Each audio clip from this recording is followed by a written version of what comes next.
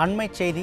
நாடு முழுவதும் நாளை கிருஷ்ண ஜெயந்தி கொண்டாடப்படுவதை முன்னிட்டு அதிமுக பொதுச் செயலாளர் எடப்பாடி கே பழனிசாமி மக்கள் அனைவருக்கும் வாழ்த்துக்களை தெரிவித்துள்ளார். இது குறித்த கூடுதல் தகவல்களை தலைமை செய்தியாளர் ஜெயக்குமார் வழங்க கேட்கலாம். வணக்கம் ஜெயக்குமார், கூடுதல் விவரங்கள்.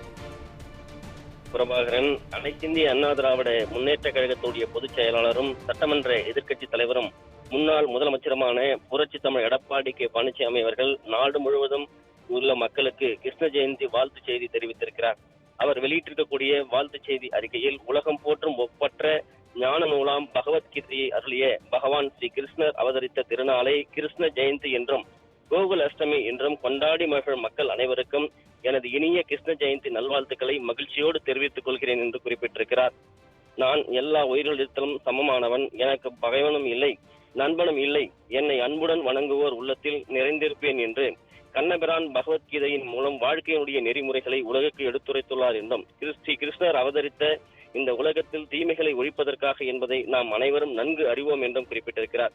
கிருஷ்ண ஜெயந்தியை கொண்டாடும் ஒவ்வொருவரும் அறத்தை போற்றியும் தீமைகளை முறியடிக்கவும் உறுதியேற்க வேண்டும் என்றும், அறம் பிறக்கின்ற போது நான் இவ்வுலகில் அவதரிப்பேன் என்கிற கண்ணபிரானினுடைய போதனைக்கேற்ப நம் கடன் அறத்தை வளர்ப்பதே என்ற உயரிய குறிக்கோளுடன் ஒன்றிணைந்து அனைவரும் வாழ வேண்டும் என்று அனைத்திந்திய அண்ணா திராவிட முன்னேற்ற கழகத்துடைய பொதுச் செயலாளர் புரட்சி தமிழ் எடப்பாடி கே பழனிசாமி அவர்கள் சுட்டிக்காட்டியிருக்கிறார்.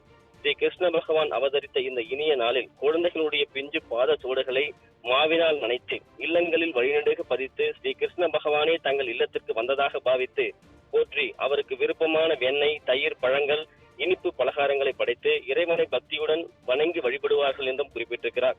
இந்த இனிய நாளில் நாடெங்கும் அன்பு, அமைதி, மகிழ்ச்சி பெருக வேண்டும் என்ற என்னுடைய விருப்பத்தினை தெரிவித்து அனைவருக்கும் புரட்சி தலைவர் எம்ஜிஆர், புரட்சி தலைவி அம்மா ஆகியோரது நல்வழியில் எனது உளமார்ந்த கிருஷ்ண ஜெயந்தி வாழ்த்துக்களை மீண்டும் ஒரு முறை உரித்தாக்கிக் கொள்கிறேன் என்று அனைத்திந்திய அண்ணா திராவிட முன்னேற்ற கழகத்துடைய பொதுச் செயலாளரும் சட்டமன்ற எதிர்க்கட்சி தலைவரும் முன்னாள் முதலமைச்சருமான புரட்சி தமிழர் எடப்பாடி கே பழனிசாமி விடுத்திருக்கக்கூடிய கிருஷ்ண ஜெயந்தி வாழ்த்து செய்தியில் குறிப்பிட்டிருப்பது குறிப்பிடத்தக்கது. பிரபாகரன்.